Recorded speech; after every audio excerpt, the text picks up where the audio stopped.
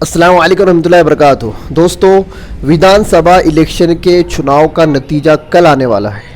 आज 22 नवंबर है, कल 23 नवंबर है। कल विधानसभा चुनाव का नतीजा आने वाला है। लेकिन जैसा कि हमें डर था कि ईवीएम मशीनों के अंदर घोटाले किए जाते हैं, मशीनों को हैक किया जाता है, मशीनों को बदला जाता है, ये बात बिल्कुल सच साबित हुई है। महाराष्ट्र के नागपुर ज़िले के अंदर कल रात कुछ गाड़ियां पकड़ी गई जिसके अंदर बोगस ईवीएम मशीनें थी। आप ये वीडियो जो चल रहा है, इस वीडियो को आप गौर से देखें। इस वीडियो के अंदर दो कार है, टवेरा कार है और शायद एक इनोवा है।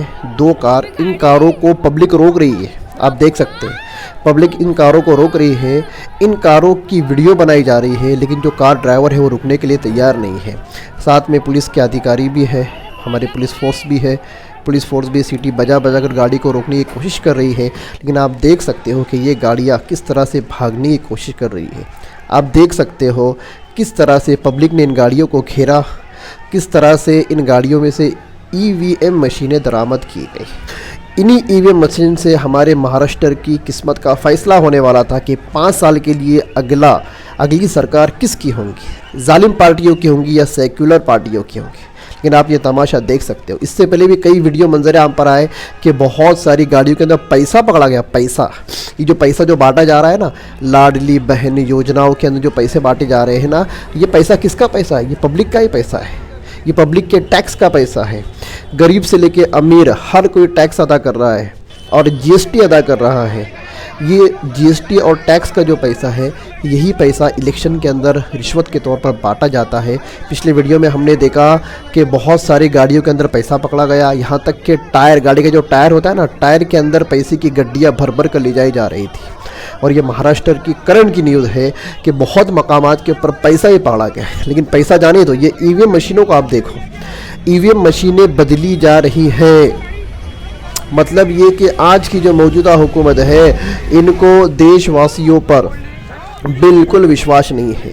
ये धोखा देकर चीटिंग करके सत्ता में आना चाहते हैं। तो मैं महाराष्ट्र की जनता से कहना चाहूँगा कि इस तरह के चीटरबाज और धोखेबाज लोगों से बचे, इस तरह के घोटाले करने वालों से बचे।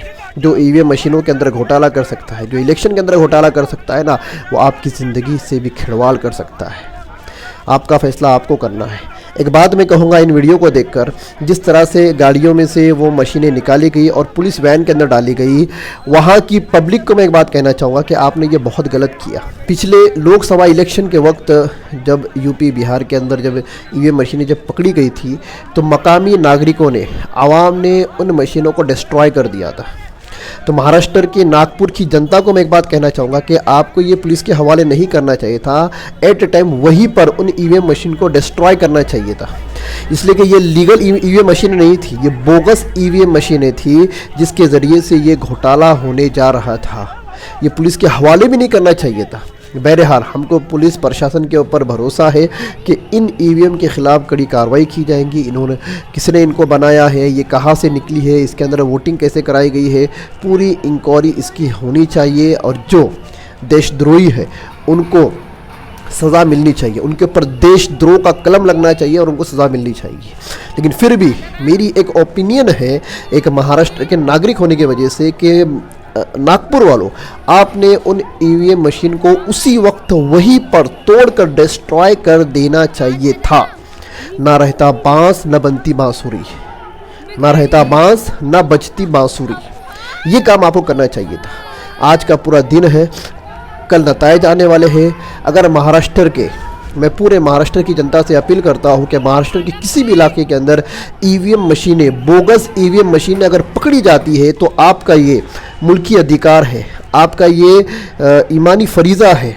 और अगर आप अपने देश से, अपने भारत से प्यार करते हो, महाराष्ट्र से, अपने स्टेट से आप प्यार करते हो, आप अगर अपने गांव से, अपने शहर से अगर आपको प्यार है, तो इस तरह के घोटाले वाली चीज़ें अगर आपको मिलती है या आपके इलाके में पकड़ी जाती है, उसी वक्त उसको डिस्ट्रॉय कर दिया जाए, उसी वक्त उसको डिस्ट्रॉय कर दिया जाए, उसको ख़त्म कर दिया जाए, इसलिए कि ये इलीगल है। बड़ा दुख हुआ इन चीज़ों को लेकर। कितनी मेहनत हो रही थी इलेक्शन के लिए, मुसलमानों के जो बड़े बड़े रहनुमा हैं वो आवाम से अपील कर रहे हैं कि आपको वोट देना है, अपने अधिकारों के लिए वोट देना है, अपने फ्यूचर के लिए वोट देना है, अपनी मुलाजिमत के लिए आपको वोट देना है, अपने बच्चों के फ्यूचर के लिए, एजुकेशन के लिए आपको वोट देना है, आपको अपने माल मत्ता के तहफ़्फ़ुज़ के लिए वोट देना है। इतनी मेहनत मुस्लिम समाज के जो बड़े कायदीन हैं, बड़े उलमा इकराम कर रहे थे। उसके अलावा हमारे भाई ध्रुव राठी ने भी बड़ी मेहनत कर मिशन स्वराज के नाम से एक वीडियो बनाया था, वेकअप रियलिटी के नाम से एक वीडियो बनाया था और मुल्क भारत की और खुसूसन महाराष्ट्र की जनता से अपील की थी कि आपका वोट गलत जगह नहीं जाना चाहिए।